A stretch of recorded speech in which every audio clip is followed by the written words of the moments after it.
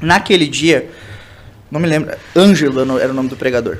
Ele estava pregando e ele disse o seguinte, ele falou muito sobre as linguagens do amor, que isso tocou muito o coração da Tice, né, que ela entendeu como que ela se sentia amada e como que ela poderia me amar. E eu entendi que eu era o resultado das minhas escolhas, não dos erros do meu pai. Porque toda vez que eu tinha um problema, alguma queda, algum problema de castidade, eu sempre colocava na conta, não, porque eu herdei isso do meu pai. Sendo que não, né? Eram escolhas minhas. Então, a partir dali, por exemplo, a gente morando junto, a gente não tinha como não morar junto mais. Porque se eu fosse pagar um aluguel e ela fosse pagar um aluguel, a gente não comia. Então, a gente, por exemplo, a Tice recebia R$300 de uma bolsa, só, do governo lá para estudar. Eu tinha um salário mínimo, né, que na época era menor do que agora, 2015 isso. Então, eu deveria receber em torno de R$1.300. A gente tinha que pagar aluguel, água, luz e comer. E eu ainda tinha que pagar minha faculdade. Né? E aí, a gente dividiu o apartamento, eu, a Tice, os cupins e o mofo, porque não entrava sol no... Era como é que eu vou explicar o apartamento? Ele era embaixo de uma escada. Era como se o apartamento fosse um porão. Sim. E aí os móveis que a gente tinha, por exemplo, era tudo doado. Então, por exemplo, se eu fazia isso aqui, batia com o joelho na mesa, caía cupim na nossa perna.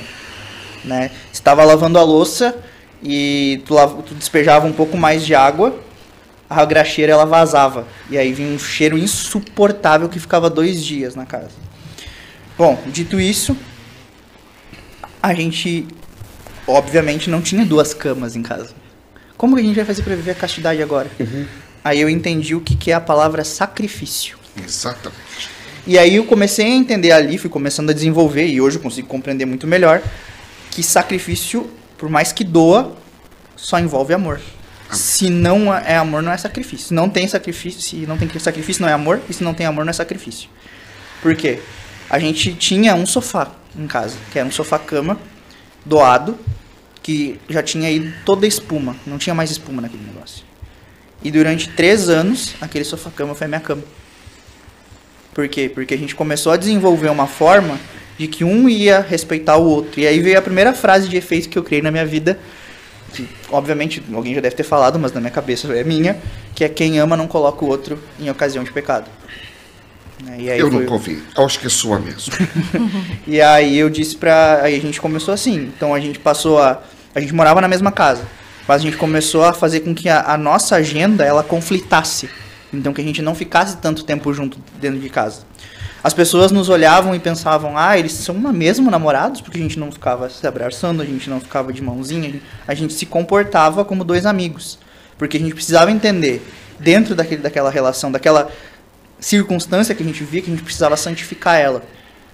Claro que na época eu não tinha essa clareza que eu tenho agora. Né? Eu só posso dizer isso para vocês hoje porque Deus moldou meu coração e me amadureceu para enxergar as coisas. Mas eu fui percebendo que também Deus foi nos moldando naquilo ali, me fazendo um homem melhor. Eu, por exemplo, no início do relacionamento, eu era extremamente ciumento, controlador por N... Eu sou era uma pessoa muito segura, ainda tenho isso, graças a Deus tem terapia, a gente trata essas coisas também, né? E isso minava o nosso relacionamento. E depois desse retiro, padre, isso foi 2017, a gente está em 2020, a gente nunca mais teve uma briga. Glória a Deus. Nenhuma briga. Assim, tipo, coisas do dia a dia. Não lavou a louça, não, entende? Mas ali a gente passou a se comportar, até o casamento, como 2 pessoas que dividiam um apartamento. Isso é muito comum lá na nossa cidade, por ser uma cidade universitária. Então as pessoas, elas alugam quartos e convivem juntas. Então a gente tinha toda uma estratégia para que um não visse o outro trocando de roupa, para que não ficasse muito tempo no mesmo cômodo. E a gente ficava mais tempo junto quando a gente saía para comer um lanche. Que era... Assim, padre, eu vou lhe dizer, a gente não ficava pedindo dinheiro para a mãe, para ninguém, porque a gente queria realmente crescer. Então, por muito tempo, o meu almoço era arroz e polenta. Eu aprendi a fazer polenta. Então, eram coisas assim, nunca passamos fome, com a graça de Deus. Né?